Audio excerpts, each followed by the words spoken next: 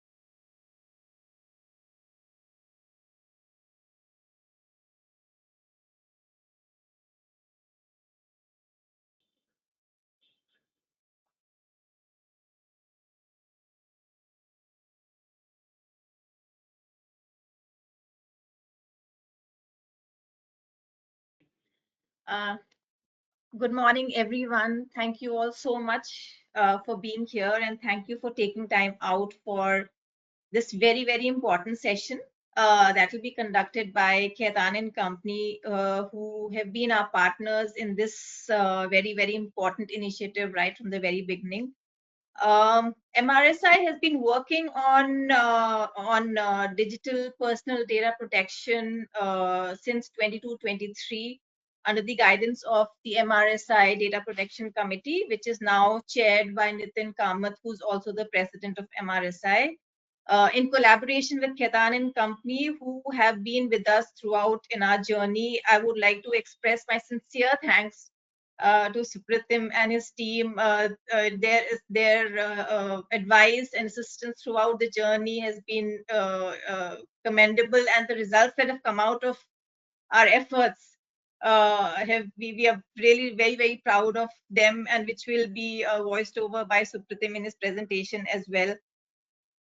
Uh, Before I go on to introduce the Khaitan Company team, I would like to express my sincere thanks to all the members who submitted their response to the questionnaire which we had circulated to all our members. Those inputs were very, very important for us to share with Khaitan and Company to curate this presentation, to the requirements of the research and insights industry, and to make it specific to our own requirements. So thank you very, very much for that.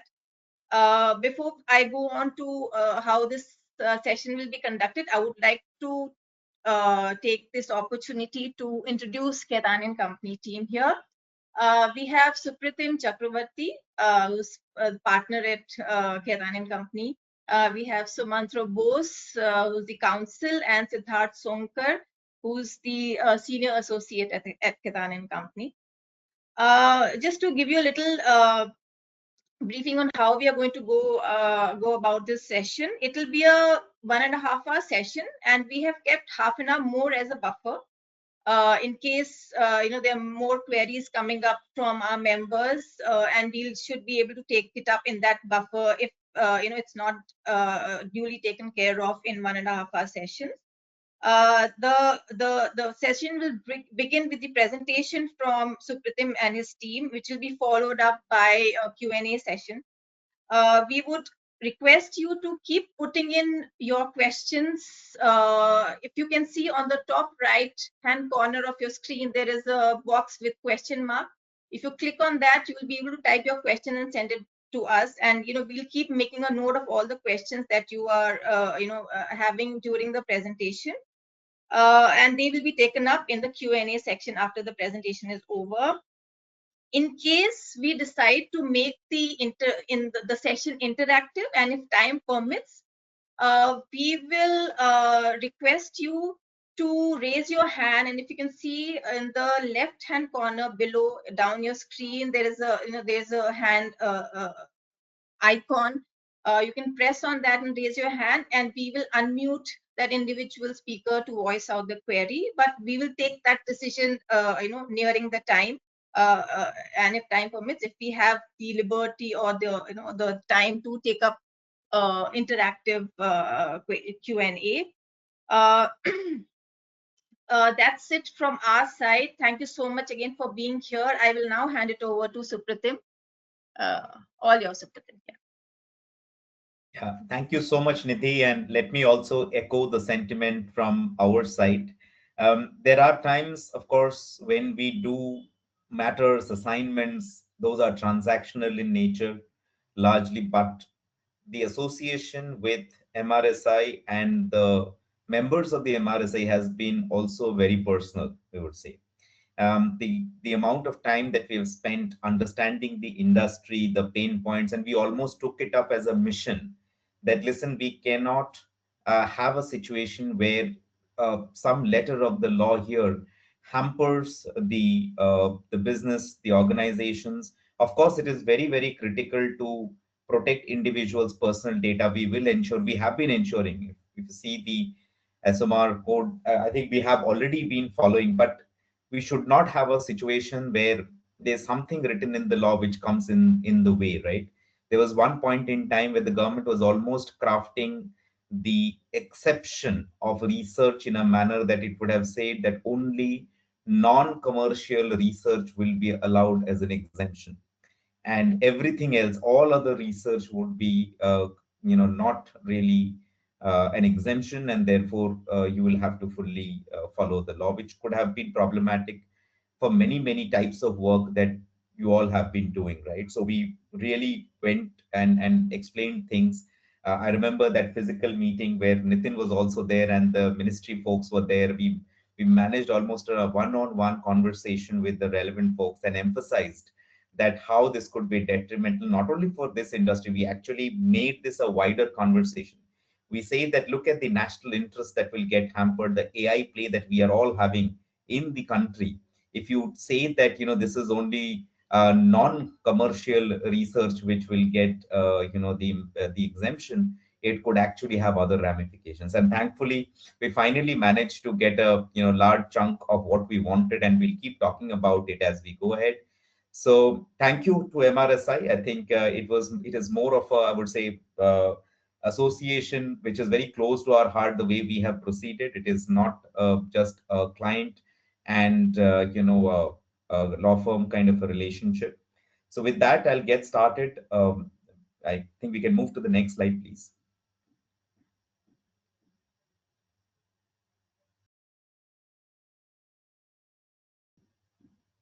We can go to the next slide.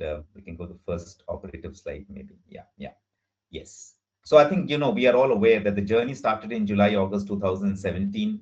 We have been part and parcel of this entire journey right from the beginning. Justice Sri Krishna had been very close. So he was given the mantle to draft the first version. So we traveled across the country with him and attended every single consultation meet that has taken place in India, which is unparalleled documentation or knowledge that we have managed to create, because we know every letter that is written in this particular law, why it is written, what was the discussion behind it, and also the drift of the law, which way is it headed, what can come first, what can maybe more rigorously implemented, etc. So because of our closeness to the authority. So this was the starting point, and then we saw that the government scrapped this version of the law which was getting crafted from July, August 2017, because somewhere they thought that it was becoming GDPR plus plus. In a country where there is a large number of MSMEs and startups, we have to be very careful. Okay.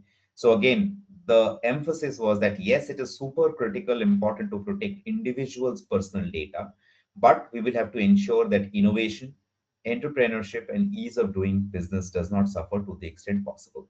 So we got a call to assist on site in relation to the drafting of the new version of the law. And I think this is like a landmark law in itself. There are kind of things which are done, which have been done here, which has never happened in the country. Okay. It has followed a SARAL framework, SARAL. If you look up the internet, you will understand what that means. Very little cross referencing, simply written. So every word stands for there is a particular kind of word associated with every, let's say RAL, every letter that we talk about, right? Simple, accessible, rational, and all that. Now, examples are all in the feminine gender, not male. It's not he, him. It's all her. The Data Protection Board of India will be a fully digital body, so you need not run to Delhi for matters, assigned issues that crop up, etc. It can be handled from anywhere because this is the first time that the board will be there will be a board which will be fully digital in nature. There are many other firsts, consent manager, etc. We'll keep talking about it as we go ahead, but this is really something which is one of its kind. Now, towards the end, we saw things moved very quickly. In 2023, when there was G20 leadership meeting, which was supposed to happen, and quickly the law passed both the houses of the parliament and got presidential assent. From then onwards, there was a bit of a lull, and in January 2025, we saw the draft rules. That is where we again reignited the our policy advocacy related work for MRSI and discuss things with the lawmakers, etc. Finally, on 13th of November 2025, we had the final rules rolled out. Remember, I think we can move to the next slide. Remember one important thing: we woke up on 14th of November to see the bunch of documents, but all documents are dated as 13th November. So the rules really came into effect on the 13th of November. That should be the date that you should consider. What came into effect is also very important. It's a staggered approach that will be followed in order to roll out this law. Okay. And pardon me, I know from the questions that we have received that there could be some people here who are completely well equipped with this law, but there could be some others who are still kind of getting up to the speed. So we'll try to bridge that gap, quickly talk about some of the basics also, and then we'll go deeper into the conversation on some nuances that are very critical, right?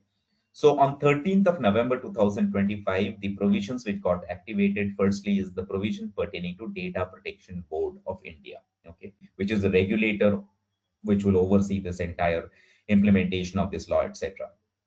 So these provisions have been activated. In the coming weeks and months. You will see advertisements will come out regarding people who would get onboarded onto the board. However, we understand that the digital architecture is more or less ready. Okay, so that work has been going on in full swing.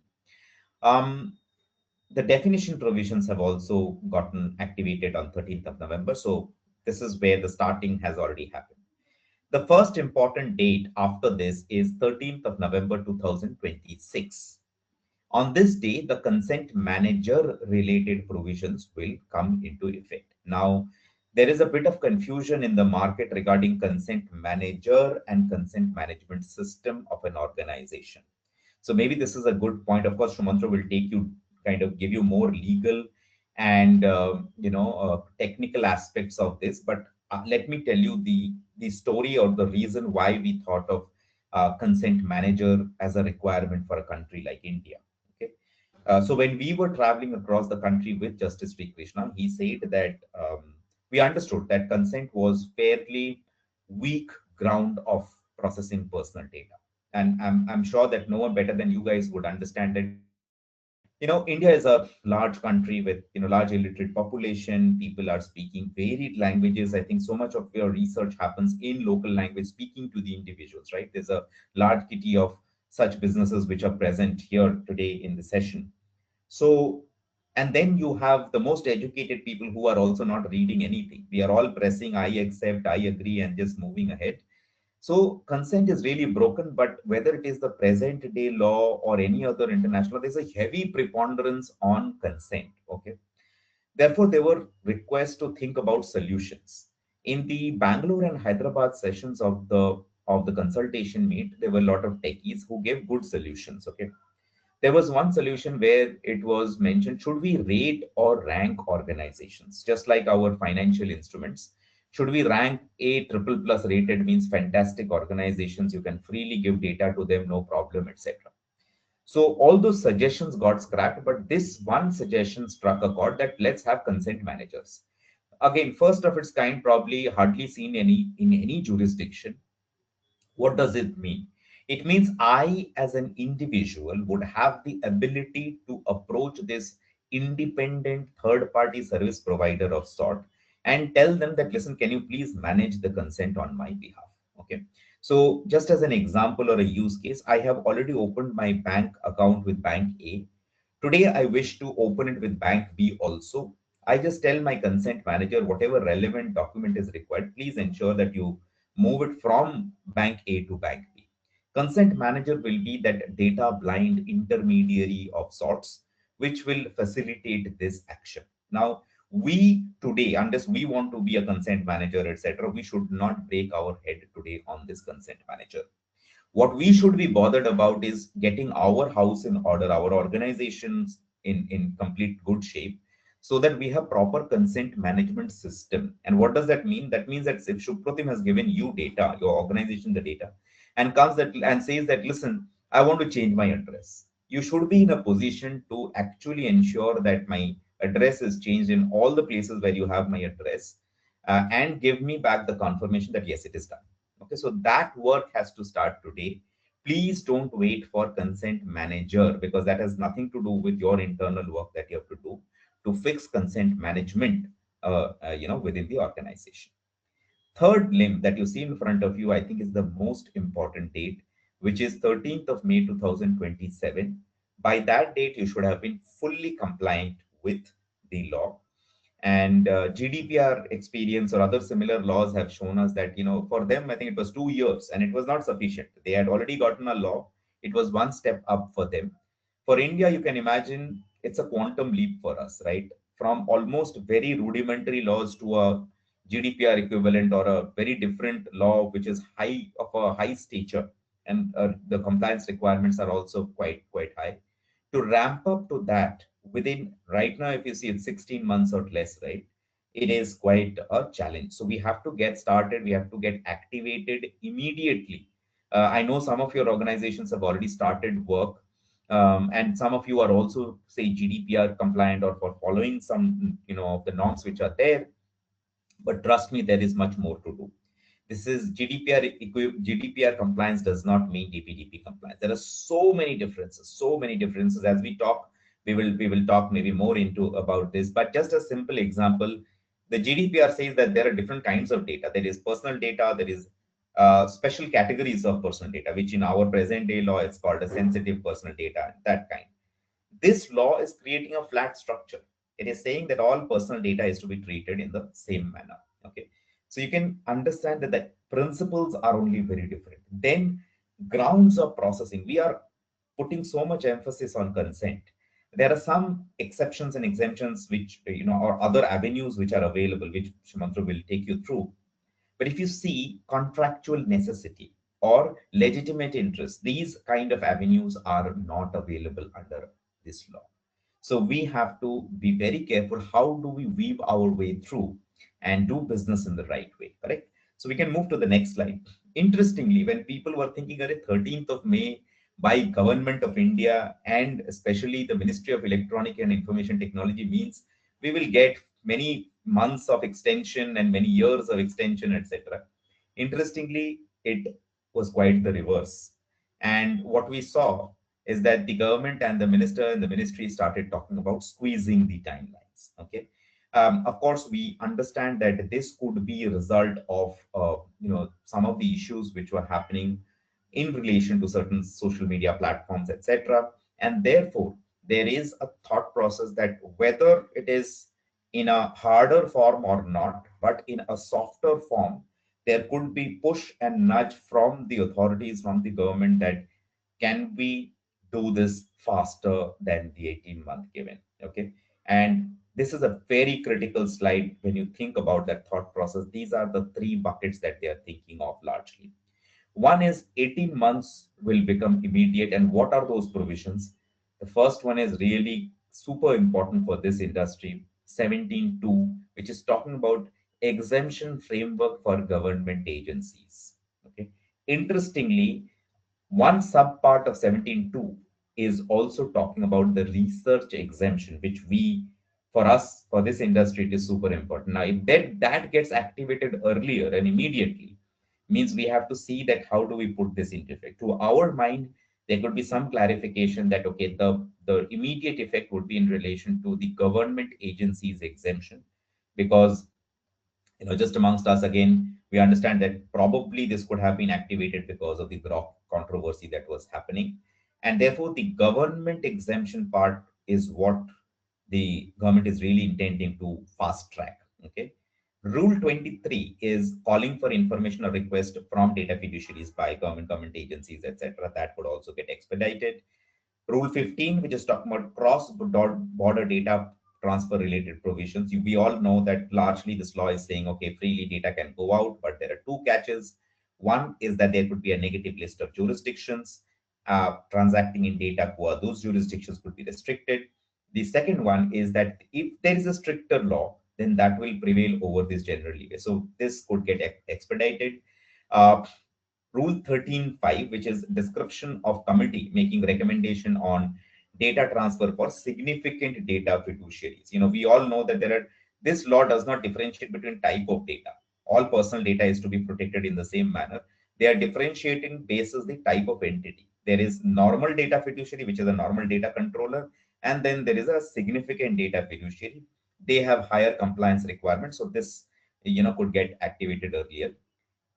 Then the second bucket is 18 months to 3 months. This is retention of all personal data and traffic logs for a minimum of 1 year.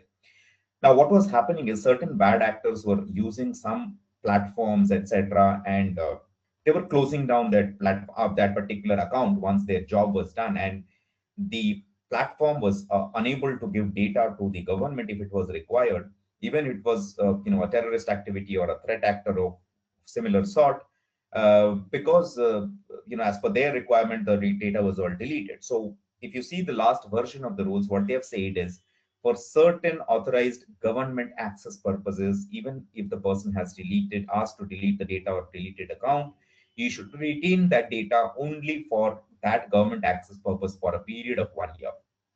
This they are saying could get activated within a period of 3 months. And the last one, which is from 18 months to 12 months, is that significant data fiduciary will have additional obligations, including additional obligations for cross-border data transfer, etc. Those could get expedited and be brought into a 12-month window rather than keeping it open for 18 months. So this, as you can understand, is fairly aggressive an approach. And of course, we are in continuous discussion with the ministry to see how they want to really play this out. We can move to the next slide. So now let's talk a little bit about why we are all kind of very worried, all organizations, and this is board level discussion right now, is a sheer number of the penalties. Okay. And people think that the upper limit could be 250 crore, but if you see, depending on what has happened, it could be multiple trigger points attracting different line items. Simple example could be that if there is a data breach, the first line item could get attracted because we did not protect the personal data adequately. The penalty can go up to 250 crore rupees. The second line item is suppose we forget to report to the data protection board or we are delayed and we also don't go and report to data principals, the individuals who are impacted, then the penalty, the second line item, if you see, it can go up to 200 crore.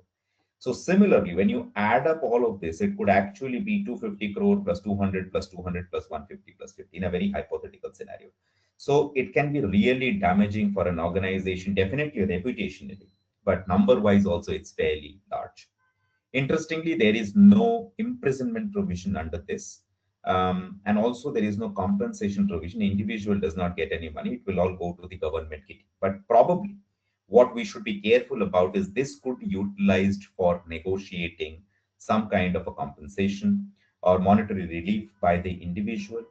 In India till date, whatever little data privacy protection related disputes have happened, we have observed that largely it is a disgruntled employee or a rogue customer. So we have to be careful that we are protecting ourselves against those as well. Interestingly, if you see the last line item, there is a possibility of an individual also getting slapped with a penalty. Suppose if they're giving false, fake information or starting a vexatious grievance process, etc., a penalty up to 10,000 rupees is possible. Okay, we can move to the next slide, please.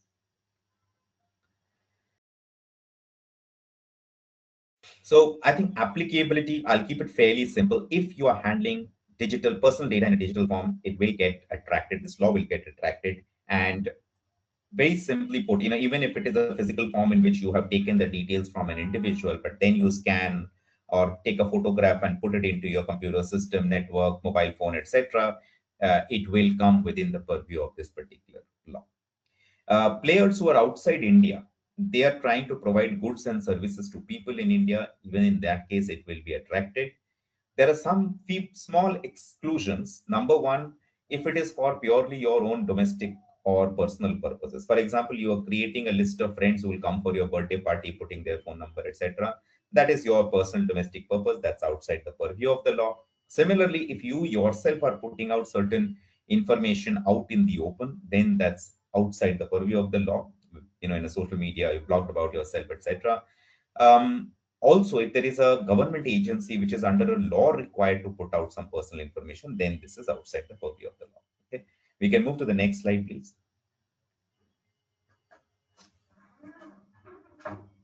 Okay, now let's talk about this definitions. Okay, again, the idea is not to throw a book at you. Idea is to understand what are the cardinal pillars. Firstly, like I say, this law is all about personal data. It does not cover non-personal data. So again, a tip is for all of you is that in case there is aggregated anonymized data, which is completely extricated from the natural persona of the individual, then possibly we can think that then this is not really falling within the realm, because there is just no possibility, even with huge amount of crunching of data, that I'll be able to understand that who this natural person is. Okay. So very careful, be very careful though, because with the kind of developments that are taking place in the tech space, one can, with some additional data, one can possibly identify who the natural person is. So a regular pseudonymization where I've created an Excel sheet that Supratim is ABC, Shumantra is XYZ, Siddharth is, maybe WXY. And then someone in the organization has that spreadsheet, someone else is using the pseudonymized data, and we are very happy that it is not personal data. That is not the case. There are litigations which have happened outside the country, which has clearly showed that this is not really what is fully anonymized data, and therefore you should err on the side of caution and consider that this could be personal data. What is the definition? It is any data about an individual who's identifiable by or in relation to such data. Simple example again could be Supratim.chakraborty@khaitanco.com is a clear indicator who the person is. Why did I pick up this example also is because some jurisdictions say that if it is your official email ID, that is outside the purview of the data law. That is not the case here. So even in a B2B scenario, most of you, some of you have also flagged that out, that, it's a signatory detail which has been kind of provided. So you are just simply taking the passport copy or maybe the PAN card, etc., and verifying the signatory detail. Even that is personal data. It's like less in volume, but it is still personal data. Okay. Next is data fiduciary. Under this law, it is called data fiduciary. Internationally, it is called data controller. This is that entity which is determining purpose and means as to what has to be done with the data. Okay. In your scenarios, there are complex maze of situations which can occur. In certain scenarios, you could be the data controller, which is determining the purpose and means as to what has to be done with the personal data. In some instances, it could be your client, which is actually determining, and you're simply following the dictate and doing certain things. So we have to ensure that what hat are we wearing. Okay. So the key words here is purpose and means. We have to very, very closely observe who is determining the purpose and means. And just to make it a little easier for us to understand logically, think about a Venn diagram. Okay, there are two circles.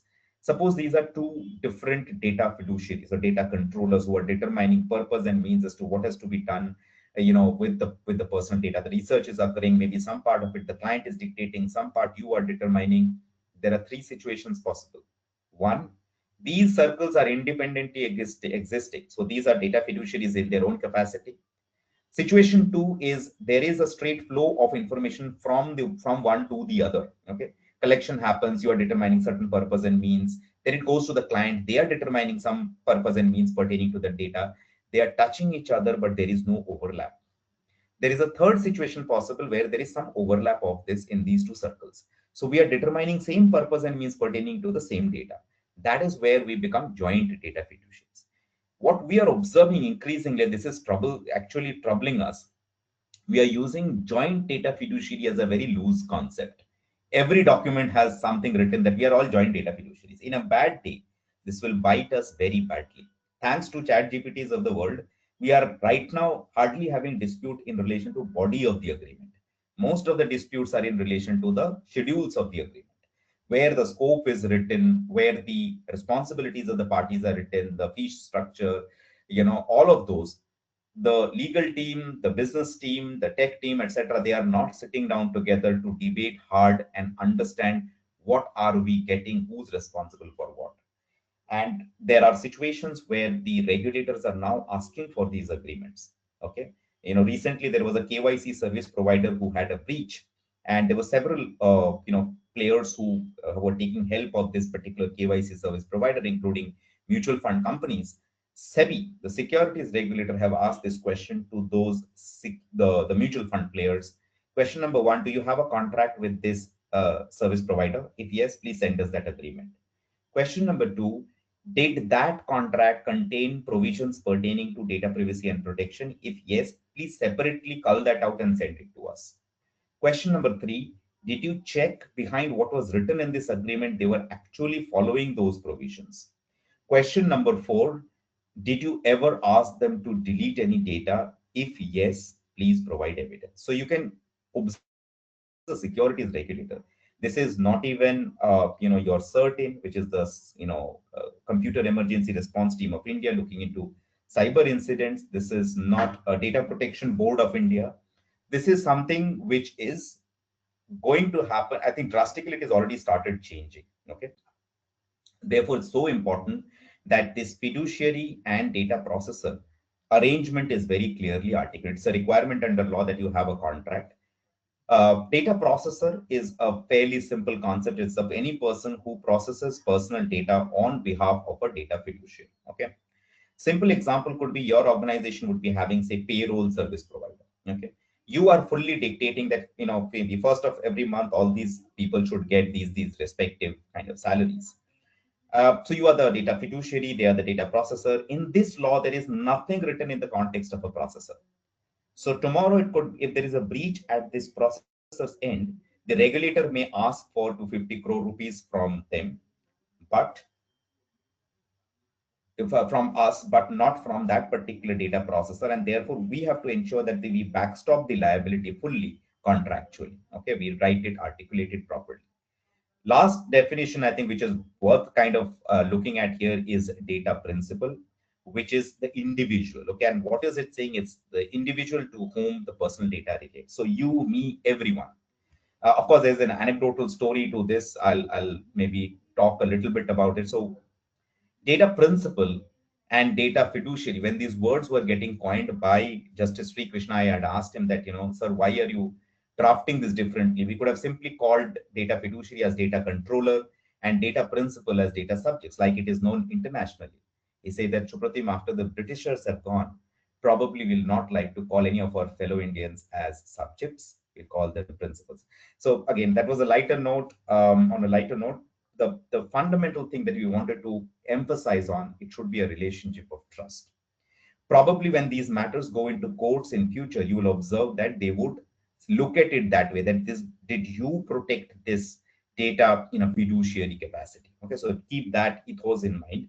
Last definition: don't bother about reading data processing. Anything that you do with digital personal data will fall within the category of processing. Even storage is within the definition. We can move to the next slide, please.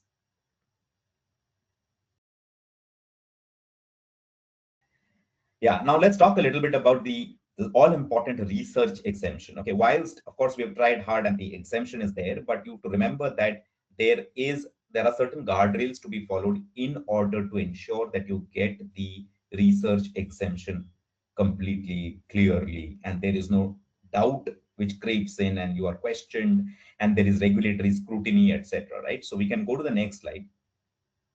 So what does it say? It says that certain provisions of the DPDP Act will not apply to the processing which is strictly necessary for research or statistical purposes, so long as any decision specific to an individual is not taken. Just so that we make it simple, suppose there are like, about what, 92 people on this particular discussion right now, and we do a survey and we realize, okay, people in the age bracket of 30 to 40 love this kind of perfume.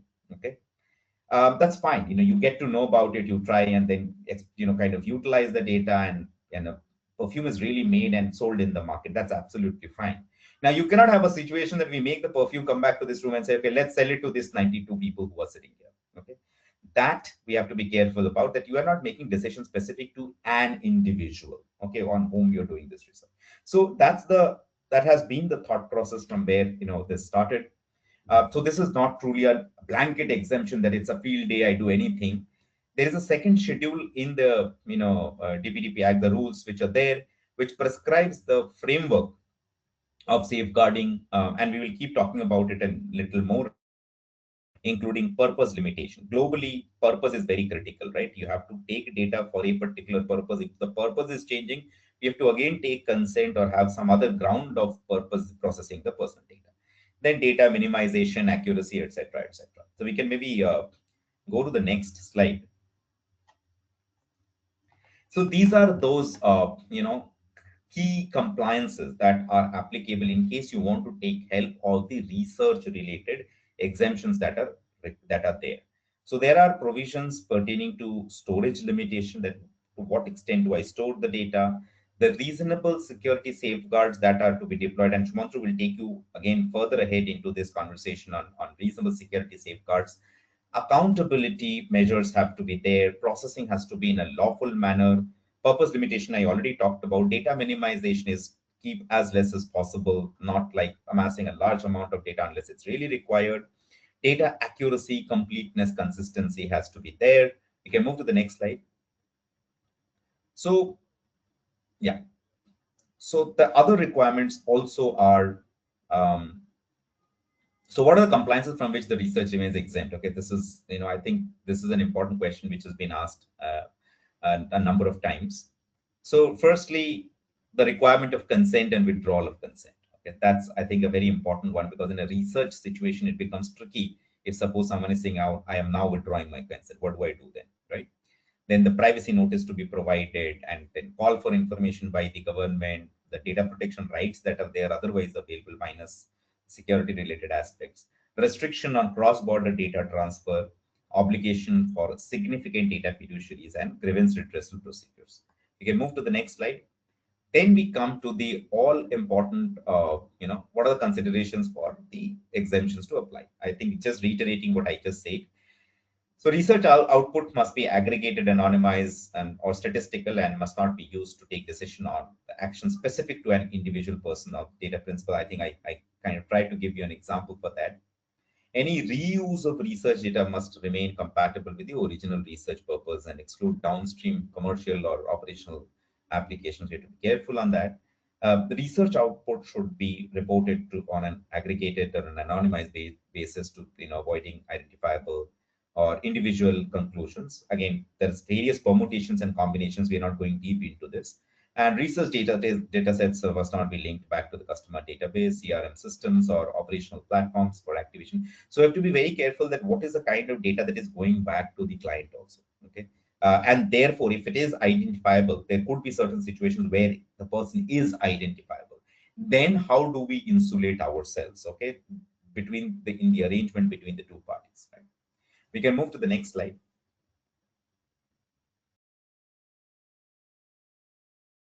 I would request, so, interestingly, when we went deeper into the SMR code and we started mapping, etc., there's so much similarity that we thought that it's interesting to very briefly maybe talk about these, and then kind of start kind of mapping or telling that, okay, this is more or less what this law is also saying. Of course, there are some differences also, okay?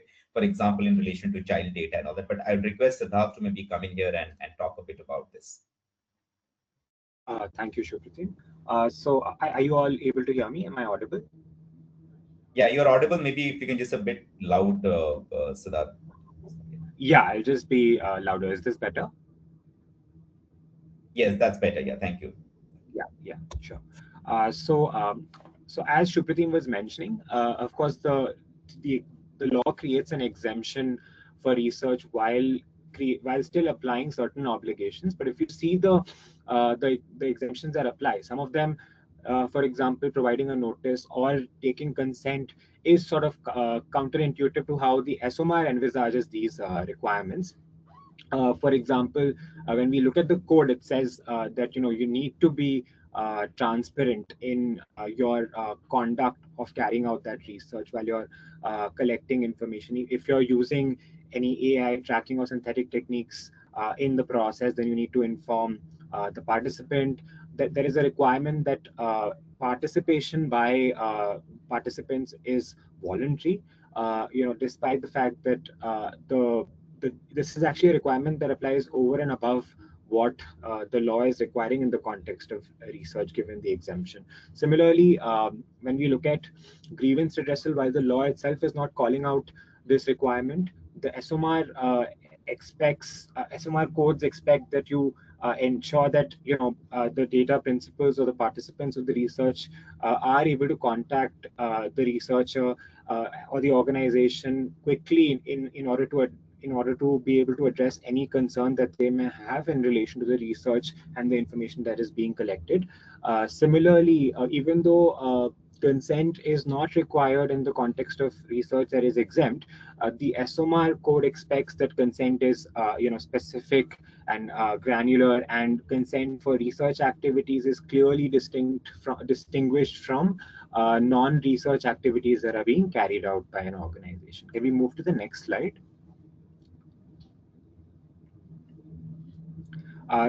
As Shupratim was mentioning, if we look at the processing of children's data, the SOMR code actually goes ahead and take this one step further to also recognize the construct of young persons between 13 to 17. And also, I mean, even though Indian law recognizes the definition of children as a person under the age of 18, the SOMR code is even more protective around vulnerable people, recognizing a child where that the law does not provide for a definition as somebody who's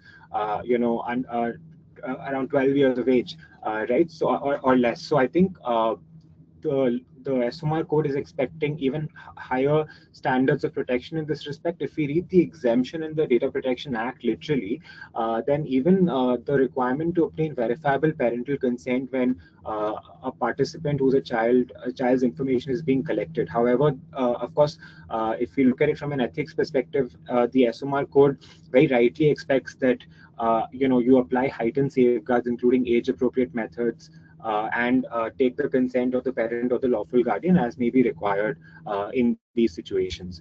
Similarly, in the context of using any sort of secondary data which contains personal data, you have to ensure that the secondary use is compatible with the originally stated use of collecting this information in order to not cause harm to research participants. This concept of harm that the code recognizes is something over and above what the law recognizes, because the DPDP Act sort of does not specifically talk about harm in this context, but the SOMR code expects that you're always cognizant that that the way in which you're carrying out the processing does not cause any harm to the participants of the research. So there is an ethical angle to it that is over and above what the law is expecting from researchers, right?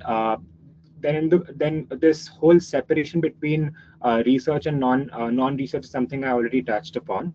Accountability and oversight, which of course the law is also expecting when research is exempt, which is that researchers are required to be accountable for ethical conduct, and data protection compliance across all research activities, including where AI, automation, or subcontractors are used. As Shupratim mentioned, even though the law is not sort of specifically applying to these sort of subcontractors or processors, the expectation both from the law as well as the code is that you remain accountable to whichever subcontractor you are appointing or engaging, or whichever processor you are appointing or engaging for providing these services. Can we move to the next slide? Yes, so even when we talk about breach reporting, while the law, strictly speaking, is not specifically requiring breach reporting in the context of data that you're collecting or processing for research, the SOMR code expects that researchers act promptly to mitigate harm and notify affected parties where personal data is compromised, which is also a practical actionable to do in such scenarios. Similarly, while there is an exemption for cross-border data transfers in the law, the SOMR code expects that equivalent data protection safeguards exist for onward transfers as well. Similar requirements for confidentiality of research outputs so that they're not disclosed beyond the agreed purposes, which overlaps with the law's requirement that you implement reasonable security safeguards, which Sumantro will be taking you through in the next slides. And similar sort of disclosure requirements, even though the law is not requiring a notice in the context of such research, the SMR code expects that you disclose tracking tools that are being used before collecting data through such tools from any data principal. Can we move to the next slide? Having touched upon the expectations of the code, both which overlap with the law as well as what sort of exceed the law's expectations, let's go through the key observations that we have come across from the responses that we received. Can we move to the next slide? Yes. So from the responses that we went through for different members, there are some overarching findings that we have sort of curated, considering actionables that members should bear in mind going forward as we all gear towards compliance with the law ahead of the full enforcement date. So the first is this implementation of a record of processing activities. So when we ask questions around whether the data and the purpose is clearly mapped within the organization, in many of the responses we noticed that this is in progress and still not something that has been fully sort of achieved. And going forward, of course, once the law comes into force, this is something which will be required in order to be able to demonstrate compliance. So it's important that that organizations maintain a record of the processing activities which are being carried out. If you think of it as an Excel sheet, then one column would be the categories of data that we are collecting. The next column would be for what purposes are we processing. The next column would be what is the lawful basis for processing. Am I relying on consent for this? Am I relying on some exemption? So, the next column would probably be something in the lines of how long am I permitted to retain this information. Similarly, other observations that we have are the requirement to maintain logs of consent to be able to demonstrate compliance. We noticed that while consent is being obtained by members, there is also a requirement that you maintain logs in order to demonstrate compliance if the regulator were to knock on your door and ask you whether you've actually taken consent. The next point being executing data processing agreements with third parties. So while you have arrangements with vendors and contracts or services agreements with subcontractors, you need to ensure that there is a schedule, which Supratim was mentioning earlier, to those arrangements in order to ensure that you backstop your liability, given that the law entirely applies to the member as a data controller or a fiduciary.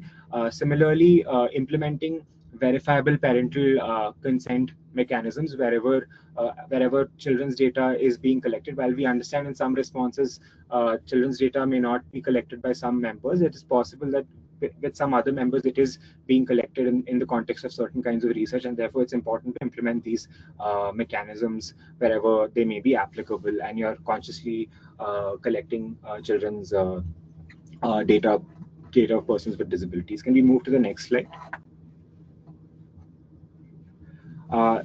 Similarly, the next point is identifying who is the data fiduciary and allocating responsibilities. In some scenarios, we notice that personal data might be passed on by another entity to a member, and therefore the responsibility of taking consent appropriately from the data principal or the participant would be that of the original data collector or controller, and therefore it's very important wherever there is dependency on third parties to collect and then pass on information, you are appropriately identifying who that the the sort of sender of the information is the data fiduciary and is appropriately carrying out their responsibilities in terms of taking consent, etc., since they would be uh, best positioned to take that consent.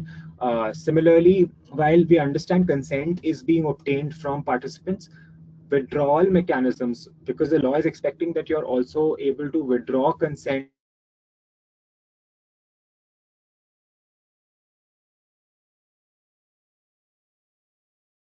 withdrawing consent, as well as grievance redressal, right, which is to be able to allow individuals to access their information, erase their information, nominate another individual through which they can exercise their data protection rights, incorporating personal data breach response protocols to know exactly what is to be done very quickly whenever if a personal data breach happens, and also internalizing data retention policies. As Shupratim was mentioning, this law uniquely requires certain retention periods for certain kinds of data, and therefore it's very important that there are policies in place so the internal stakeholders are also aware as to what procedures are to be followed to continue retaining information beyond a certain period. So I think that brings us to the next slide. I'll just hand this over to Shupratim and Shumantro to take this further.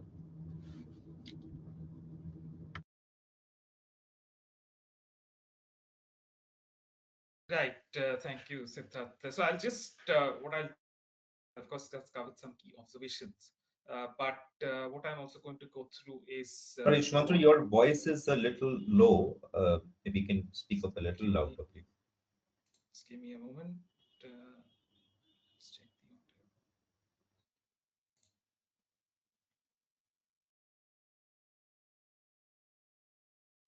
Is this better? Uh, it is slightly better, but it's still low for some reason. I don't know why, but I'll just try it again. Is this better? yeah, This is better? it's still low for some reason. It's better, but it's still low. I don't know why. One go. Is this better now? For me, it's still low. I don't know, Niti, if you're able to hear, I don't know, are you able to hear clearly? It is low for us as well. Yeah, yeah.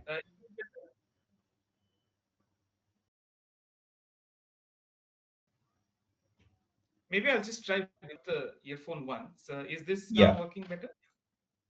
yeah. I think it's when you try and speak a little louder and to be closer to the system, I guess that will help. Yeah, Sure. I hope this is audible. yeah, yeah. Slightly Okay, better. great. Great. I'll just cover some salient features of the legislation and give some practical insights on what is required. Of course, Shubham's covered that part on research-related exemption, but nevertheless, there are a lot of obligations under this legislation, and everyone at this point is obviously thinking in terms of how to actually implement rather than look at the theory aspect of it, because the rules have also been finalized. And being a principles based legislation, the focus is obviously on practically what can be done. So with that, in terms of can we go to the next slide? Right. So I think again, legal basis of processing, primarily there's two big ones in terms of consent and legitimate uses. Consent is really the major ground of processing that is relevant for most entities, at least private ones anyway. And where consent is going to be relied upon, privacy notice will have to be displayed to individuals as well. Now, practically speaking, while notice and consent are two different obligations, but realistically they will flow at the same time. And what we've also been advising is that ideally for different categories of data principles, the objective should be to obtain consent at one go and therefore devise the mechanism accordingly. What is important, therefore, in terms of drafting a privacy notice, considering the requirements that are there under law, really having one set of purposes that you're looking at with regard to each set of data principles that are there. This will, of course, vary across industries and sectors. But very, very important to get that right once, because obtaining consent again and again will really not work practically for most organizations. Also, there is a bit of confusion around the validity of consent itself. That there seems to be a view that the consent is only valid for a certain time period. That is not the case. Consent will be valid till it is withdrawn by the data principal, or otherwise if the purpose is concluded. So therefore, the manner in which the purposes are drafted, that will be critical when it comes to complying with the notice and consent requirements. Of course, if you try to be too vague and broad, that is not likely to work. And also bundling notice consent is also not going to work, because the notice document has to stand independent of any other information that you're giving to the data principal. Now, if we can move to the next slide, why I'm also talking about purposes being specific in that notice is because of the manner the consent has to work in terms of being specific, informed, unconditional, affirmative action, etc. And all that now means is that any sort of silence is consent, or deeming consent, these mechanisms will definitely not work. And the other thing, or the other two important things to keep in mind, is that the option to withdraw consent, that also has to have the same ease with which consent was obtained.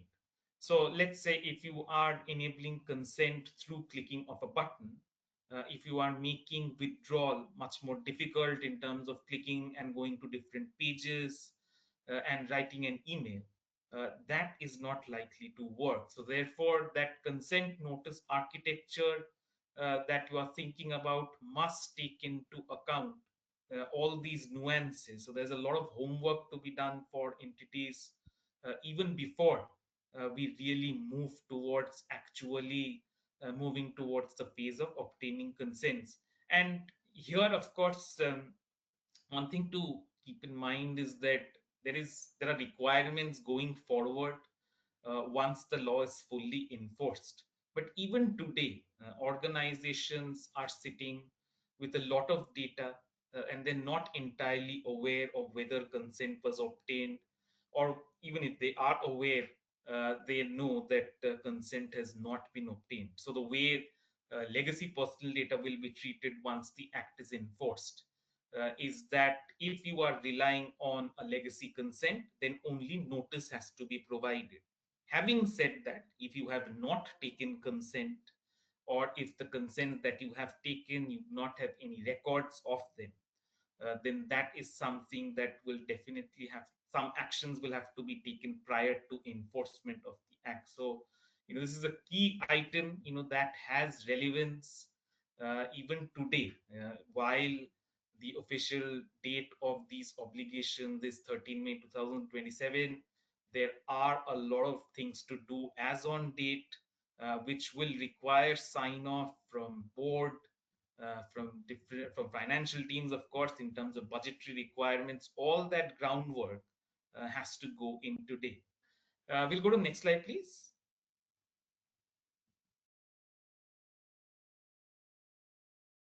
Right. So again, I think best practices.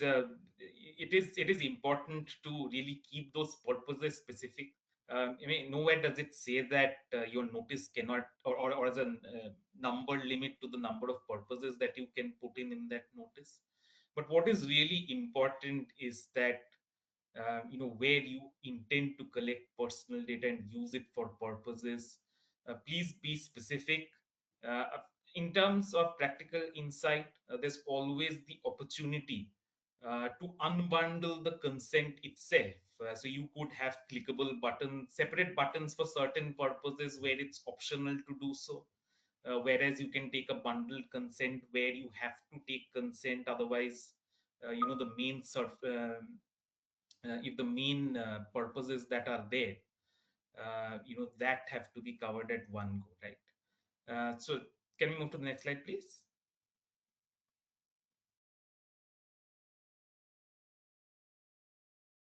So again, here's another one that we've been talking about in terms of consent managers.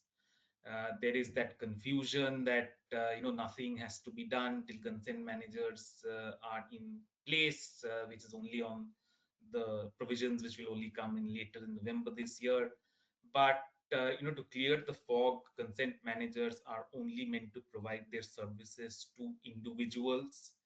They are not meant to provide services to data fiduciaries. Any internal mechanism that you are thinking about to manage your consents, manage data principal rights, all of that, please put in motion. There is no relevance for waiting for consent managers to be set up. This is a completely different arena altogether. Any entities which are looking to be registered with the Data Protection Board as consent managers, that is a separate process. And these entities, by the way, also have to be data blind. They cannot have pecuniary relationships with data fiduciaries because they are intended to provide services to data principals alone. So that's an important takeaway, based on our conversation that we have to put out here. Next slide, please.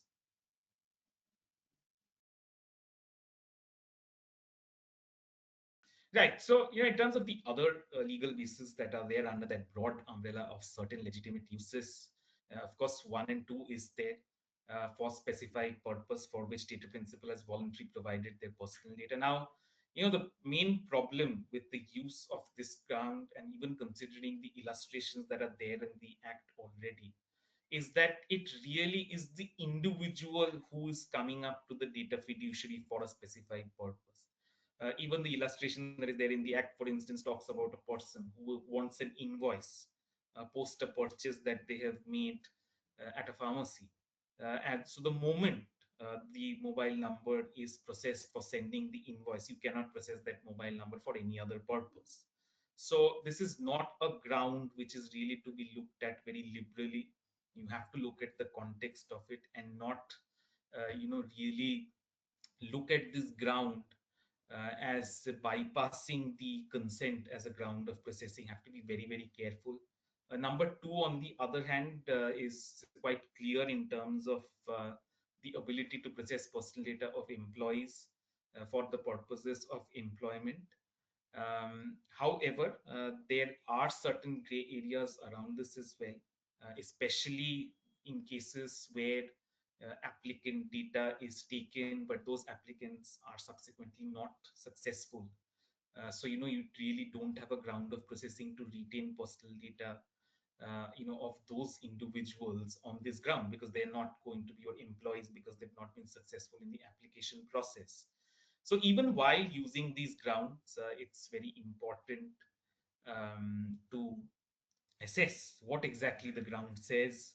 And then based on your data mapping, data inventory exercises, that is the other thing that's very important when you are doing those, to really look at what kind of legal grounds do you have for those particular purposes. So look at your mapping inventory exercises as an overall exercise. It is better not to do them in piecemeal, for the reasons that I'm also mentioning, sort of giving you an overall perspective on how to go about a compliance exercise. Next slide, please.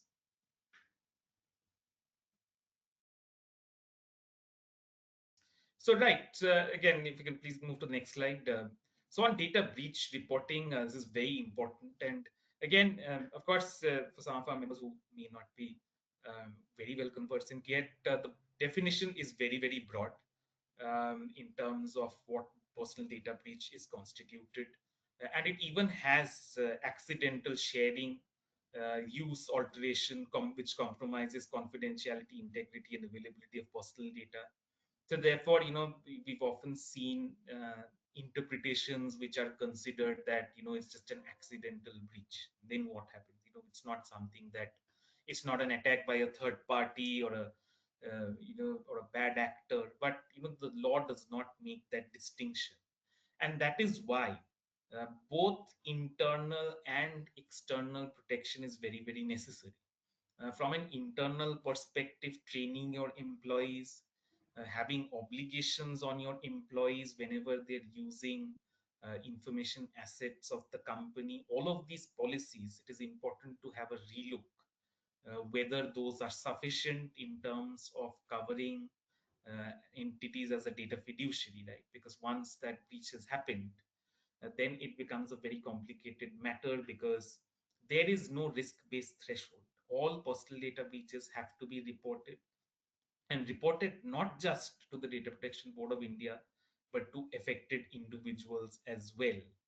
And that, while it seems just to be a legal obligation, you must understand that that also carries reputational risks. It is not just about completing the reporting requirement, but depending on the sector that you are in, this could have much wider ramifications. And there are certain other obligations under other laws as well, which carry certain penalties. For example, the Consumer Protection Act. So you could face consequences otherwise as well. So therefore, from an overall perspective, this is an important one to consider. From, again, as I said, from an internal and an external perspective. External perspective, of course, look at your data processor ecosystem, look at your contracts, look at what kind of security safeguards are they taking.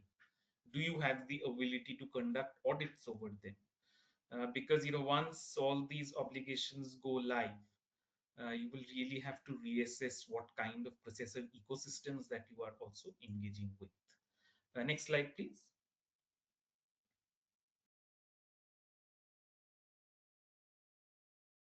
Yes, again, next slide. So I'll cover this fairly quickly. I think simple in terms of to explain this is that verifiable consent has to be obtained when processing personal data of children from the parents, and when it comes to processing personal data of persons with disabilities from the legal guardian. The mechanisms for both are slightly different.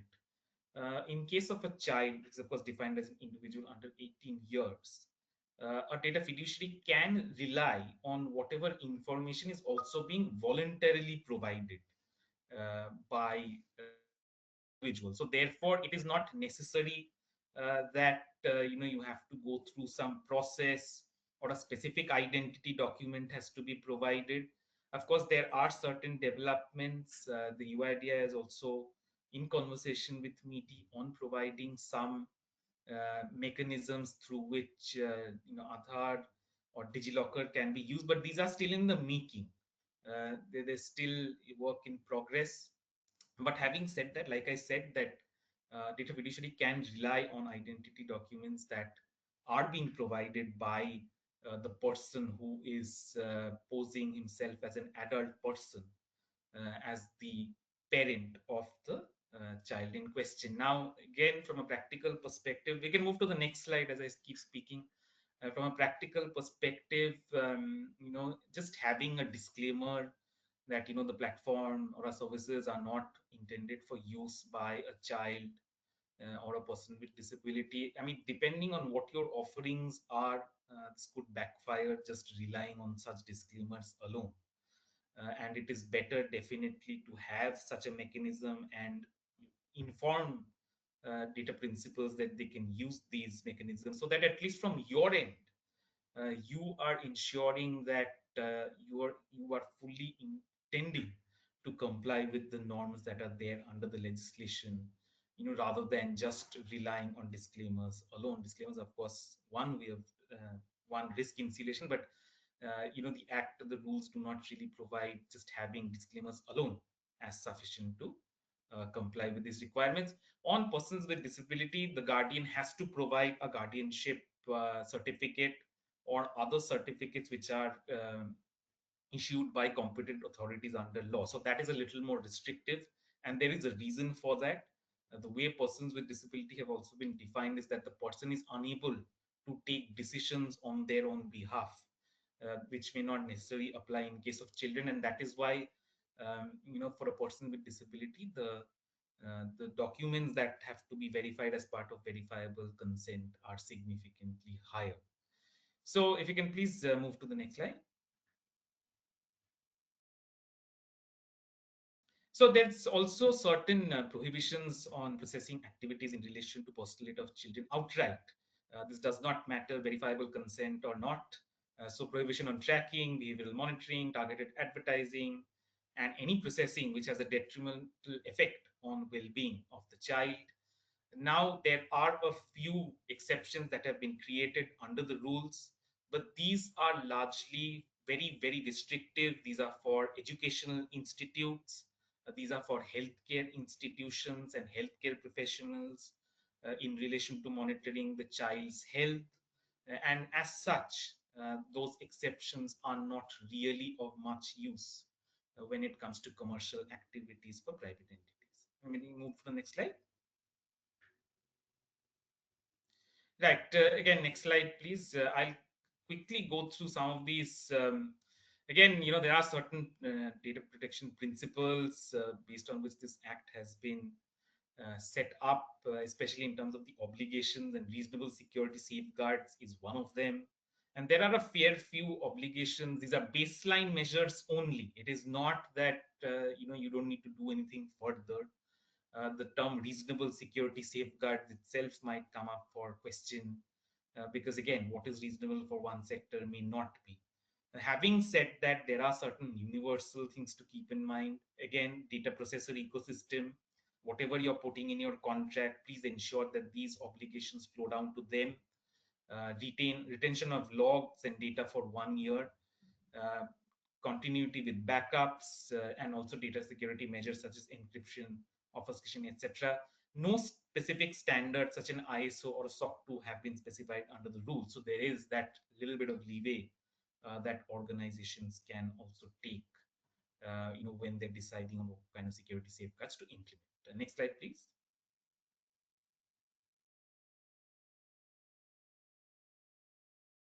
So cross-border data transfer under the Act, it is very clear that unless the government of India specifically notifies any country where personal data cannot be transmitted or otherwise restricted, personal data can be sent outside India.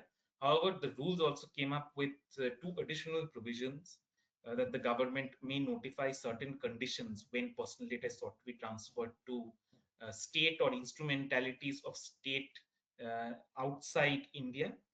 Also, for significant data fiduciaries, the government may, depending on a committee constituted by the central government, also implement certain or prescribe certain restrictions on transfer of both personal data as well as traffic data pertaining to that personal data. Next slide, please.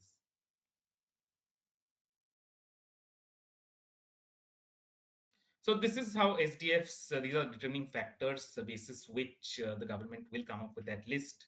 Till now, we don't have the list yet. So these were already there under the Act in terms of risk to the rights of data principle, volume sensitivity to personal data processed. So all of these factors will be taken into account when central government comes up with a list. Next slide, please. And for SDFs, additional obligations apply. Some of these were emanating from the main act, and some of these have come in the rules. But appointing a data protection officer in India, appointing independent data auditor, undertaking DPIs and audits every 12 months. So, for entities um, who are thinking or are apprehending that they might also be notified as SDFs, I think a little bit of an eye should also be on these obligations, particularly when doing those data inventory and mapping exercises as of today. Because a regular sort of 12-month DPIA and audit really requires a lot of homework as on today, because whatever you are doing today in terms of data mapping, data inventory is what you're really going to rely on when you're going to do these exercises. So that's something to keep in mind for activities that you need to do today. Next slide, please.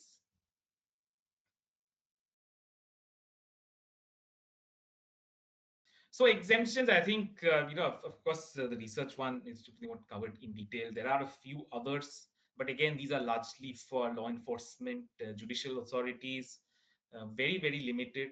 There is one for entities who are basically conducting outsourcing activities. Even private M&A did not get an exemption.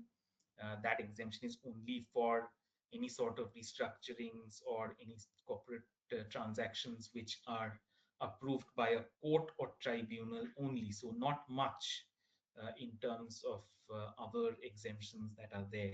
Very similar to what I mentioned even for exemptions for processing personal data of children. That is also a very, very limited exemption. We can move to the next slide.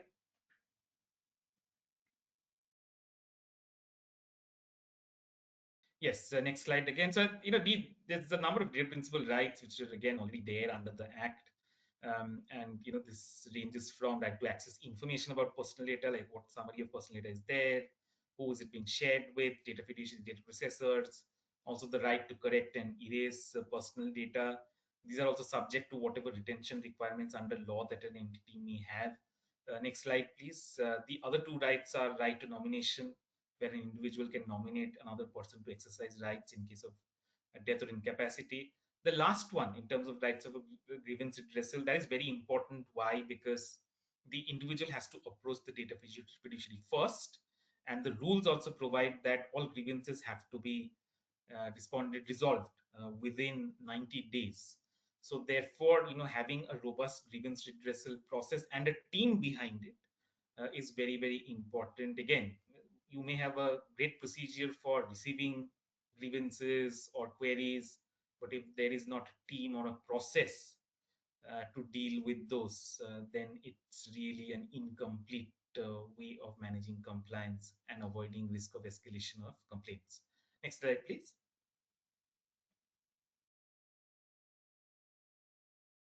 So that's what I mentioned, and the reason why grievance redressal at the data fiduciary level is very important, because that is the first level, and from there alone it can go to the DPDP and then subsequently to the appellate tribunal and lastly to the Supreme Court. Having said all of that, there are also avenues for mediation and for furnishing of voluntary undertakings, and therefore, it's not a given that any complaint comes, it's not resolved at your level, that means those penalties will come into force. There are ways of mitigating risk, but as I said, that the way to do it is to have a competent team who can deal with these complaints, who are trained to deal with these complaints, also be set up. Of course, you may not have dedicated personnel for such activities, and therefore, for such organizations, it's important to develop capacity from within. Next slide, please. So this is a few sort of practical suggestions in terms of having an effective rights request system. Access clearly defined and accessible channels. Individuals must first understand how they can exercise their rights. So having a good process also involves conveying users how they can use that. So that I think is one important thing to consider. Data principal identity verification, because data fiduciaries can ask for personal data for verifying the identity of the person looking to exercise these rights, because that will also help the organization to assess, is this a bona fide question or not? Is there some malafide intent, or is this the person who's not the person who's claiming to be? Centralized logging and tracking of all data principal requests. This, of course, depends. Some organizations may not have a large interface for them. You may want to have a different um, approach, but for organizations which have large personal data touch points, this is something that they can consider. And of course, the last one that I've been talking about, identified internal teams responsible for handling and escalating rights requests. Next slide.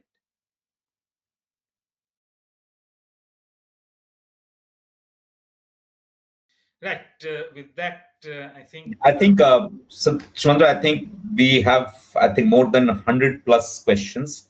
So we will maybe skip the quiz from our side because there's so many good questions. I think we should definitely try and focus more on this.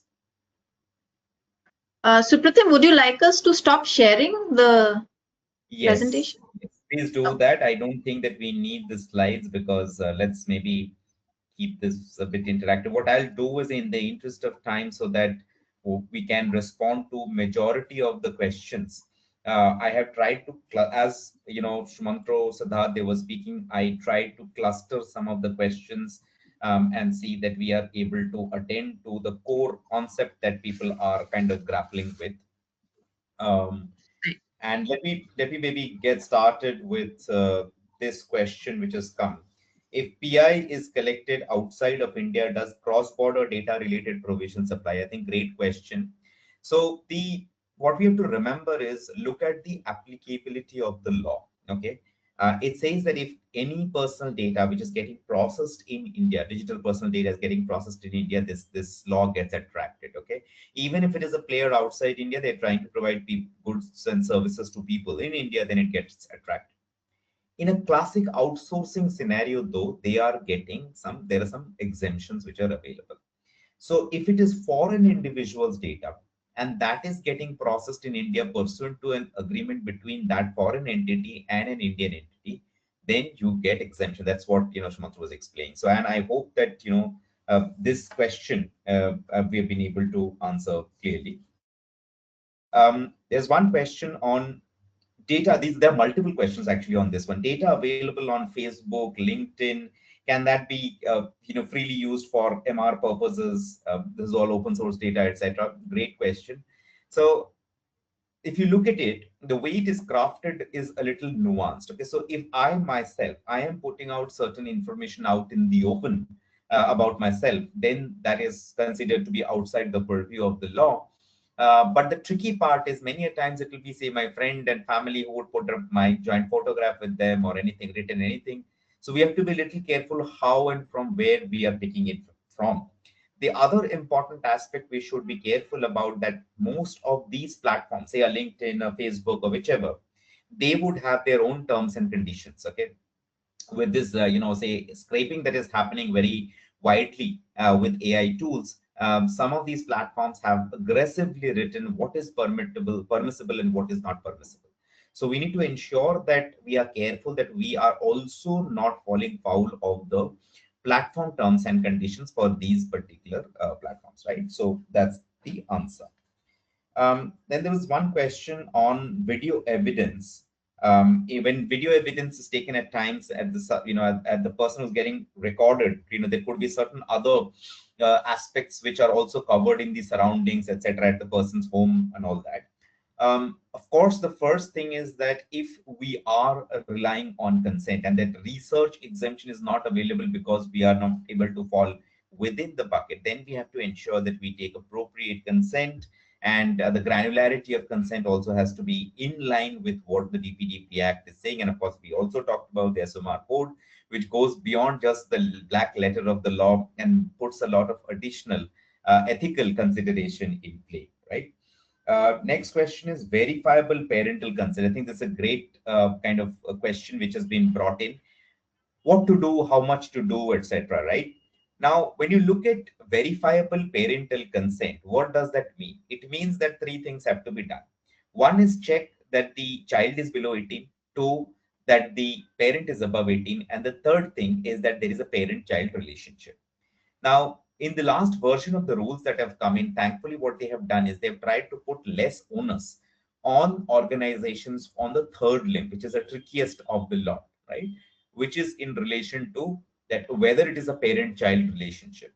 But if it is a parent or father, mother, whoever, is saying that, okay, this is my child, here is a document, you check the identity of the person, the age, that should be good enough. Similarly, if a child is saying this is the parent, and these are the document, this is the the I am below 18, the parent is above 18, and this is the identity document, that should also be good enough. Now, this unfortunately is not true for persons with disabilities. There you will have to check that the relevant document in relation to checking the disability, that is a true guardian, will have to be there. So interestingly, the government has understood the problems around verifiable parental consent, and what they're trying to do is through a registry mechanism, through Aadhaar, probably they're trying to kind of address this requirement where you'll almost get a yes no answer, just like you would already have in the Aadhaar ecosystem, where if a ping is sent, then you will get to know about the identity and whether the person is above 18 or below 18. Why are people trying to do this? Because there was a lot of backlash on the government that, listen, whilst you are saying we will do verifiable parental consent, if we are trying to do this, we might be amassing more personal data of the parents, right? Which is creating probably more vulnerability. So that is to cure. So the government is proactively working on this front. Okay.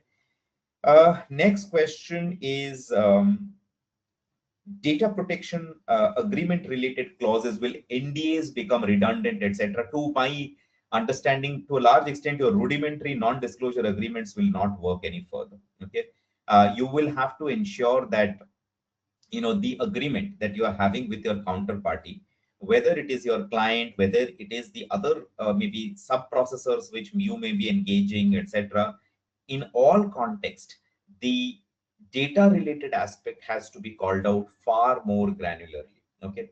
And I gave you the examples what has already been happening in India. The regulators are opening up the asking for the agreements, opening up the nuances of it, and understanding that who is really responsible for a particular incident that has occurred, right? So in India, if you simply write, you will indemnify me for everything, probably the regulator will ask for 250 crore rupees from you, and you will take a lifetime to take out 1 rupee from that other service provider who was utilizing the data that you've given and was working on it, right? So we have to do better diligence in relation to that counterparty. It's a 360-degree approach. What the government is constantly pushing all of us towards is trusted ecosystem. The players who we are working with, are they trusted enough? And you'll get to see from your clients as well. It will get kind of passed down in some manner. So what you will have to do is better diligence on your counterparty, ensuring that, of course, contractually you are fully insulated, your representations, warranties, covenants, some innovative thinking like, should I keep some holdback of sums? Should I look into the cyber insurance coverage of this particular counterparty that I have? Do I tell them that you should at least have a coverage of X amount? Today, there is no DPDPA insurance which is available. But from our limited understanding of insurance, we understand that a cyber policy plus a crimes policy could give you some decent amount of coverage, depending, of course, the numbers and all that. So you have to do a better diligence, and certain other rights should be there. For example, right to audit, right to know about any incident instantaneously when the incident is occurring. What has happened in, and there's also one question on breach, let me touch upon that.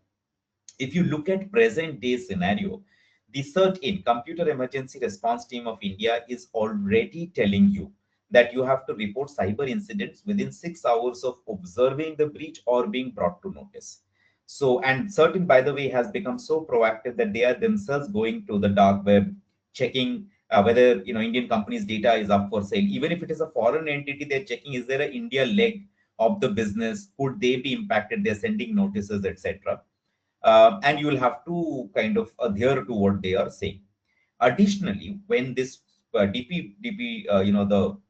DP board is formed and the breach related provisions get activated, you will also have to go to the data protection board if there is any personal information which is involved. You will have to tell them that what have you immediately. You have to go and tell them what has happened, what you're doing, etc. And within again 72 hours, you have to give much more information. Now, there is a bit of a dichotomy between the two laws, the cyber law and the personal data related law. The cyber law, which is in relation to CERT in reporting, it is saying that you cannot contract out of this responsibility. You cannot tell your counterparty, if there is a breach at your end, you don't report, I will only report it. I will create the narrative correctly and all that. They are saying whoever is observing the breach, the person is supposed to report, or if it is brought to your notice, you also report. Dual reporting is fine and all that. The Data Protection Act, interestingly, has put the entire onus on the data fiduciary or the controller. So they are saying that it is the fiduciary which will be responsible to do the reporting to us. It's a very tricky situation, and unless you have your machinery well oiled, where people know that who is supposed to do what in a bad day, it could be very difficult situation to handle. One tip that I would give to everyone is, in case there is a bad day, please create a single source of truth, minute by minute, second by second, what has happened, and accordingly start taking out information from there and start reporting to whichever regulator. It could be CERT-in, it could be the Data Protection Board of India. If you're a sector regulator, involved, say a SEBI or a Reserve Bank of India, to them also. So what will happen is you can start at a 30,000 feet level with the answer. The next time they follow up, you can come down to 20,000, then to 10,000, then to 5,000. So every time they would get information or response from you, but at no point in time you will be telling a lie, because your Bible is that single source of truth. This has really helped a number of our clients in a bad day. Of course, you should do tabletop exercises and training and all of that. These days, what we are observing is that 1 hour training once in a year is of no help. You will almost have to sort of create very short reels or small training sessions every other week or month, so that this becomes muscle memory. And that is really the kind of training which will help your organization, and not really a tick the box. Interestingly, when you look up the breach reporting form of GDPR, it has one line item which says, were your people trained? So just as an example that how critical or important training, workshop, etc. are. Okay. I'll move to the next question, which is historical personal information. If I have taken a lot of personal information in the past and the law is coming into effect, then what do I do? Do I have to go and take re-consent from these people? You will remember when the GDPR came into effect, there were a number of those marketing mailers which used to come to us that please give us consent so that we can continue to send you marketing mails, etc. And what we understand is that if 5 lakh people were sent that message, not even 50 said yes, okay, please send me marketing mails, right? So therefore, all the database shrunk. There was huge impact on business, etc. So when the Indian law was getting drafted, there was a request to think through this issue and come to a middle of the road approach. And what is the middle of the road approach that was thought of is that when this new law comes into effect, if you had taken consent for your prior data, then you just need to send notice to those people. You need not take re-consent from those individuals. In that notice, you have to mention that, listen, I have this data about you. These are the purpose for which I have your data. These are the new rights that you have under this law. And you also have, if you have a problem, you can now go to the Data Protection Board of India. So overall, this is the middle of the road approach, which is leaning more towards transparency, and stating to the individual that you have the ability, if you have a problem, please, you can kind of opt out of it, but I'm letting you know. Going forward, however, this would not work. So this is really, I would say, a very interesting cusp, which you will see when this law is just about to come in.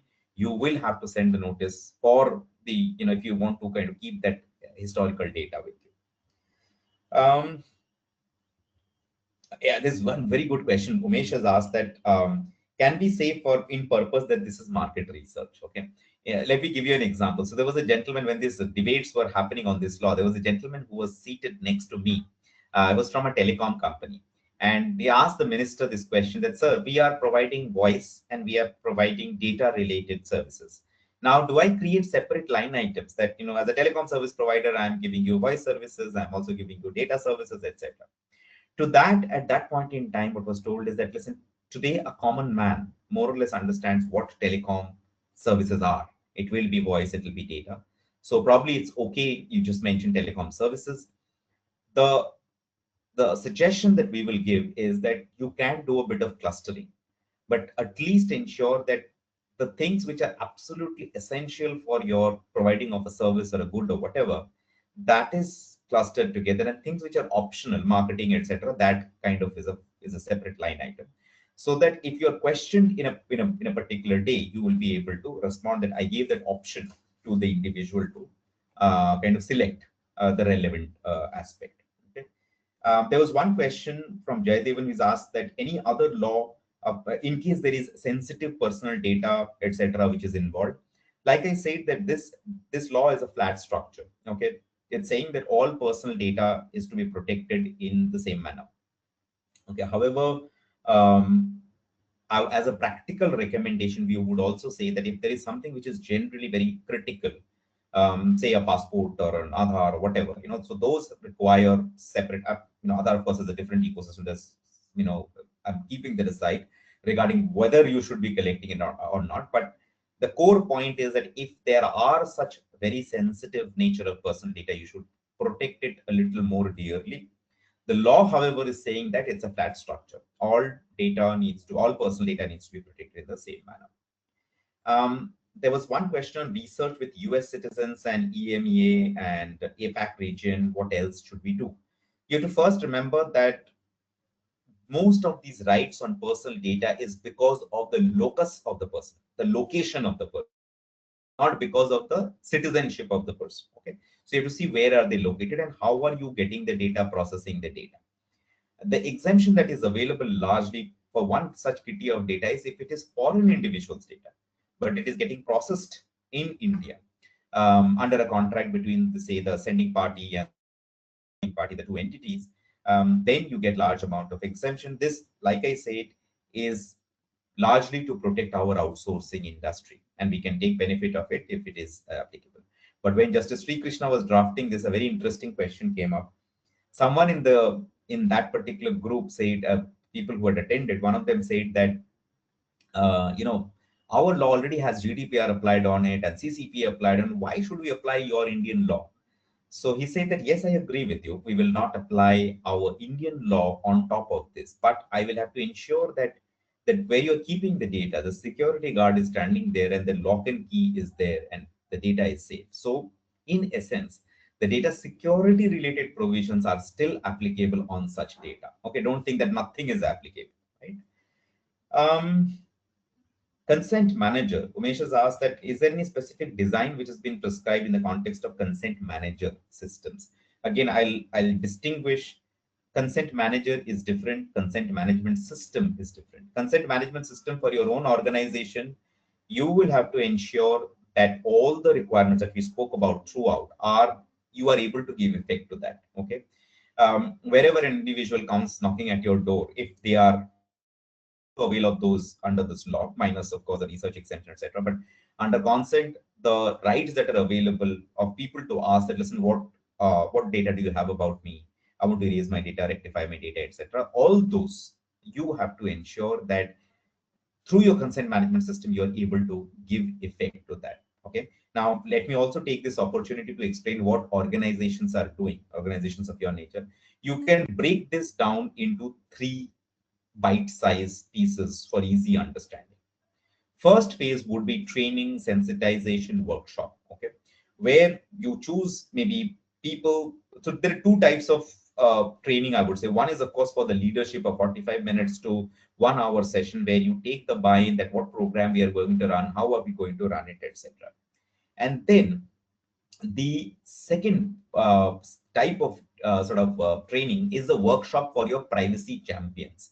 So these are people you have picked up from your research, maybe from HR, marketing, IT, compliance, all these 2 or 3 people picked up from each of these. You form a core group and they are trained more intensely, almost like a half day or a full day workshop. These are the people who will take the journey ahead with you and go to the next phase. The next phase is the gap analysis phase, okay, which is where are we today and where do we have to reach. Okay, all that, there will be questionnaire which will be floated, questions asked regarding the data that you are handling, the processes that are there, and then at the end of it a report is generated, which is where are we, where do we have to reach, and how do we create a waterfall that this is more critical to be done first, then to the next and then to the next one. Interestingly, what we have observed is that um, organizations would love some small wins also. Okay, so probably you can break this down into two parts. One would be a stock problem, the second would be a flow problem. Stock problem is all the data that you're sitting on today, okay, which is your you will check that the data inventorization is happening, mapping is happening, etc. Then there is a flow problem, which is here onwards, how do we do business? Okay, the notice to be changed, the consent to be kind of changed, the agreements to be altered. A simple example could be employer-employee agreement, right? Today, we are asking all our employees that you are giving me this information of yours under consent. Going forward, if you keep that language, this is absolutely wrong. The benefit that this law is giving you, that employer-employee data is under a separate ground, which is an employer-employee relationship. That will not be available if you create this confusion. So you have to relook at your employer-employee arrangements and ensure that you say that I am taking this information under that ground and not under consent. So all these, so that we'll have to fix. Coming to the third phase is plugging of the gaps. So all gaps need to be kind of plugged after you found out that what are the issues, right? So that's that answer. Now let me just see AI usage. Okay, this is of course no discussion is over today, I think, without a AI question. So if there is an AI usage, what do we do? I think not only this law, if you read the Information Technology Act and the rules that are there in the context of intermediaries, etc., there also they have called out that if you are using it for AI purposes or there is an AI output, etc., in essence, transparency has been given a very big, I would say, position. Okay, so the individual knows that my data could be used for certain AI related purposes, etc. Also, if the purpose changes, you have to ensure that there is a reconsent. Okay, so yes, you'll have to ensure that it is adequately called out for an individual. Is there a difference between if a participant is getting compensated or not compensated? No, there is no monetary element difference that is kind of that creeps in just because someone got paid for a particular research. Their data can be handled differently. This law is putting the individual in the center of things, and they should have either given consent or whatever other grounds of processing are there. Okay. Um, Data breach reporting of low key personal information. If it's a very low key person, should I go and report? If you look at the definition, it's a little white and a little nebulous also. So ideally, yes, if you read the black letter of the law, but I think you should also see that you have some degree of certainty, practically speaking. Okay, we have had situations where it could be a hoax call. Okay, you could also have a situation where you do a preliminary reporting, which the regulators have always been fine. By the way, certain has always been okay with this, that you can sort of do a reporting if you think that this is a near miss or something which possibly could be an issue, and then you go back and close it out, either saying, okay, this was just a sort of small issue, or not an issue and we have closed it out, etc., or no, this has been really an issue, I will give you more information. That's always fine. But not going totally, and maybe later on if it becomes a big issue, then you have an issue, real concern at hand.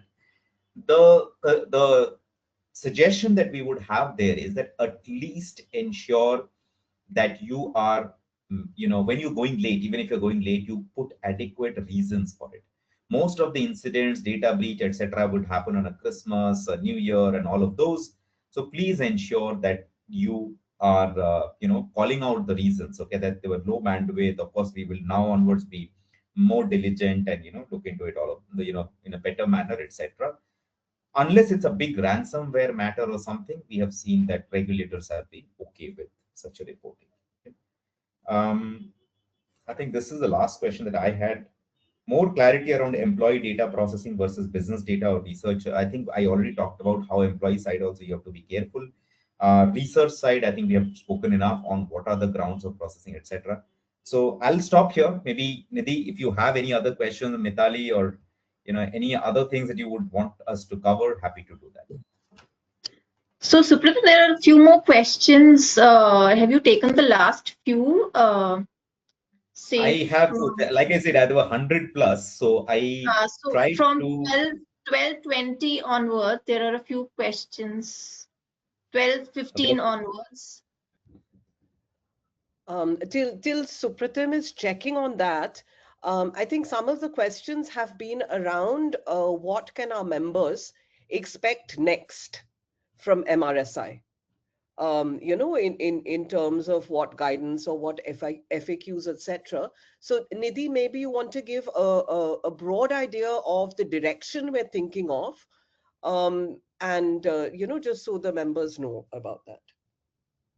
Yes, to that effect, if you are well conversant with our website, where our code is located, the ISOMAR code and the guidelines and the guidance documents, we are going to have a document on DPDP as well, which will again be done by Khaitan and company. Only Supratim is going to work on that. So that will help.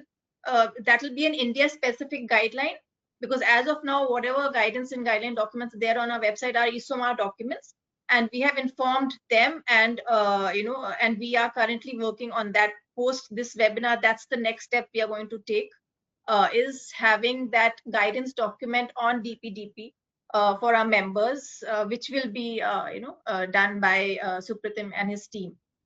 So that will be whatever has been discussed today in this presentation, a lot of it will be covered in that guidance document as well, and which will help you in implementing whatever guardrails we need to do with respect to DPDP, even though like exemption is there, but today we've been pretty clear about what exemptions. It's not a blanket exemption. There's a lot more that we still have to do. So all that will be there in that document, and it will go on our website live from. We are planning to get it done by 1st of April, which is when our new code or new ISOMAR code also gets effective, as Yeah. has So, been so yeah. So shared with our thanks, members. Nidhi. And of course, Yes. we let all of you know. We let all the members know exactly when this happens. Yeah. Supratim, any further questions you'd like to answer? Yeah, so I was just going through the questions. I think two pieces. Okay, one is that either these are kind of related to what MRSI should be doing and what we should do going ahead. Great suggestions. The other one is some things which we had covered in the initial part of our conversation. So maybe the recording and the slides itself will give a lot of guidance. Number of them are pertaining to research. Okay, what are the clear exemptions? And so if you see the slides, we have tried to really, and thanks to Mitali and Nidhi, they kind of said, can you bring this much up higher in the order, because this is really our pain point, or a place where people would like to spend more time, right? So if you again go through the recording and the slides, I think it will become clear. We have tried to make those slides more self-explanatory, but over and beyond that, if anything is required, we are very happy to support. Thanks, Supratim. And of course, all of you on this meeting, sort of as Supratim said, we will shortly share the recording. So please do double check and go through it once again. This is heavy stuff, right? This isn't stuff that you can get all the answers to in one shot. So you may need to do that. But certainly, if you have any remaining questions, you please feel free to write into Nidhi or MRSI. We would be happy to connect with Khaitan and help you. Nidhi, I hand over to you now for the vote of thanks. Can't thank you enough, Supratim. Really can't thank you enough. This last few years that you've been with us, it's been really, really very, very helpful. Sincere gratitude to you, to Sumantra, to Siddharth, and your whole team who has worked with us, and we have achieved some wonderful results on that. It was not easy to summarize the whole act and rules in 1.5 hours, and we could have gone on and on with many more questions. But thank you so much for taking all the questions, for our members. Thank you very much. And truly, what was very helpful also, that you brought in our code, our ISOMAR code. I mean, it was really nice that you got into our own industry and looked at what we are already looking at and what more we need to do. So thank you very much for today. I would like to especially thank Sandeep Arora, if he's here.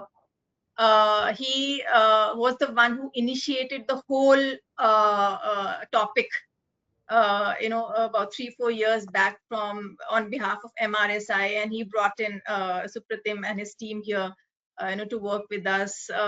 So heartfelt thank you to Sandeep. If I may take a minute here, Nidhi, let me tell you, the way Sandeep kind of encouraged me to come into the fold is not talking about it as work, as assignment, etc. He had invited me to one of your programs that you are having. And when I started interacting with folks in the industry, I realized that the problems are so peculiar. Okay. If I remain a generalist, I would never be able to do justice to the work that I want to do for this industry. So all of us got together, wrapped our heads around more specific granular issues, etc. And I was talking about some of them as I was chatting. For example, this whole local language kind of responses which are picked up, and then that is of course put into maybe a digital form. Issues which are so nuanced, which will otherwise not occur, maybe to the authorities also, that this could be a problem. But when we are ourselves understood it so well, any opportunity that we got to speak with the regulators, we brought it up, I think, much better than an outsider or a generalist, as if it was our own problem. And that helped. So, yeah, big thanks to him and, of course, to all of you. We have been coached well, I must say. So, thank you. It was co-learning also. Absolutely. And the result, like I said, to get an exemption, whatever we got, I mean, it's huge. It's huge for us. So thank you so much for all your efforts. I would like to thank each one of you, our members who came here, with all their questions, staying for 2 hours and listening to this such an important, insightful presentation. Thank you for your time. And we will be in touch with all of you with whatever we are going to do ahead in this space. Thank you so much for being here. And just one last thing. I mean, we in MRSI, we do have committees to take care of any matters. And we have to thank the current DPDP committee, which is chaired by Nitin. We have Jyoti Maladi from Ipsos. We have Manoj Davne from Vision. We have Ritesh Srivastava from Godfrey Phillips. We have Sandeep Arora, who's continued to be advisory. We have Siddhant Chaturvedi from Third Eye. We have Sid Banerjee from Kanta, and we have Subhranshu Raut from Airtel. And just to reassure all of you that we have seen that we have varied views across types of research, across types of clients, and that we are committed to do the best that we can for our members with this very new and very important law.